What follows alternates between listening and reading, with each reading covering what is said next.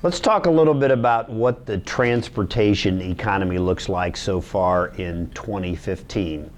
We all expected, after the issues we had in the port last year and some of the weather we had this past fall, that we were going to be pretty tight on capacity, and it actually hasn't turned out that way in Q1. In fact, I would say that Q1 was an intermodal challenge from the standpoint that the Port of Los Angeles and the Port of Long Beach, California, were still trying to play container catch-up after the union settled their contract. And we, in fact, found a number of issues as it related to capacity here in the East rather than in the West.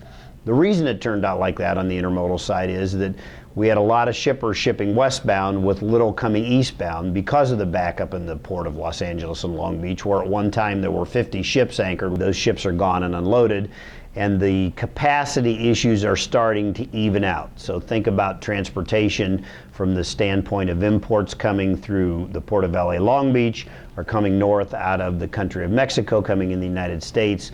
We actually had the opposite phenomena during Q1, where we were shipping more westbound than eastbound. There was a backup or a stand-up of containers in California. And so a number of measures were put in by the railroads to make sure all their boxes did not continue to go westbound. And that balance is pretty much back where it needed to be today. A number of retailers attempted and tried to divert some cargo, and in fact did, to the East Coast of the United States. I don't really feel, from looking at the infrastructure, that the infrastructure is there like it is in LA Long Beach.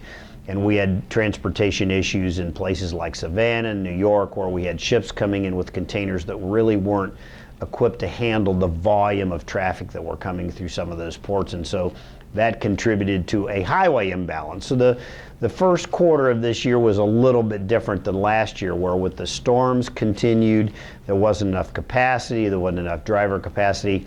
We really didn't see that in Q1, and in fact right now we see plenty of capacity in most instances, both on the intermodal side and on the highway side. So first half of this year, the economy probably is not as strong as it's been in the past.